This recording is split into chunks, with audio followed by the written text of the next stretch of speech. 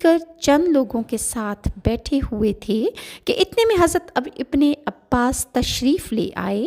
کعب بولے، یہ تمہارے نبی صلی اللہ علیہ وآلہ وسلم کے چچا کے بیٹے آ رہے ہیں۔ آپ نے انہیں جگہ دی۔ ابن عباس بیٹھ گئے اور کہنے لگے کہ میں نے تمام قرآن سمجھ لیا ہے، بس 4 جگہ سمجھ میں نہیں آیا، وہ 4 مقام مجھے آپ سمجھا دیجئے۔ سجین کیا ہے، علیین کیا ہے، اور سدرۃ المنتہا کیا ہے؟ ورفعنا مکانا عالیہ، ہم نے ادریس کو بلند جگہ پر اٹھا لیا، اس کا کیا مطلب ہے؟ تو فرمایا، علیین تو 7واں آسمان ہے جس میں مومنوں کی روحیں ہیں، اور سجین 7ویں زمین کے نیچے والا طبقہ ہے، کافروں کی روحیں ابلیس کے لشکر کے نیچے ہیں۔ اور آیت کا یہ مطلب ہے کہ اللہ نے حضرت ادریس علیہ السلام کے پاس وحی بھیجی کہ میں روزانہ تمام انسانوں کے اعمال کے برابر تمہارے عمل اٹھاتا ہوں۔ آپ نے ایک فرشتے سے جو آپ کا دوست تھا درخواست کی کہ ملک الموت سے کہیں کہ مجھے تھوڑی سی اور مہلت دے دیں تاکہ عمل کا اور موقع مجھے مل جائے۔ فرشتہ آپ کو اپنے پیٹھ پر بٹھا کر اڑ گیا، لیکن جب فرشتہ آپ کو 4تھے آسمان پر لے گیا تو فرشتہ موت سے مٹ بھیڑ ہو گئی۔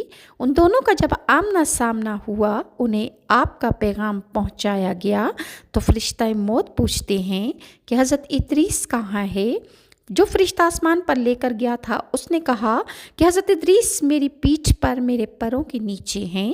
فرشتہ موت کہتا ہے کہ مجھے تعجب تھا، کیونکہ اللہ تعالیٰ نے مجھے حکم دیا تھا کہ حضرت ادریس کی روح میں 4تھے آسمان پر قبض کروں، تو میں حیران تھا۔ سدرۃ المنتہا ایک بیری کا درخت ہے جو عرش اٹھانے والے ملائکہ کے سروں پر ہے، یہی مخلوق کے علم کی انتہا ہے، اس کے علاوہ کسی کو کچھ بھی علم نہیں، اسی وجہ سے سدرۃ المنتہا اسے کہا جاتا ہے۔ ضحاک کا بیان ہے کہ قبض کیے جانے کے بعد مومن کی روح دنیوی آسمان تک جب چڑھائی جاتی ہے، پھر اس کے ساتھ آسمان کے معزز فرشتے دوسرے آسمان تک پہنچائے جاتے ہیں۔ اسی طرح 7 آسمانوں سے گزر کر روح کو سدرۃ المنتہا پر پہنچایا جاتا ہے۔ تو سوال کیا گیا کہ سدرۃ المنتہا کیوں کہتے ہیں؟ تو فرمایا، اس لیے کہ اللہ تعالیٰ کا کوئی امر اس سے آگے نہیں جا سکتا۔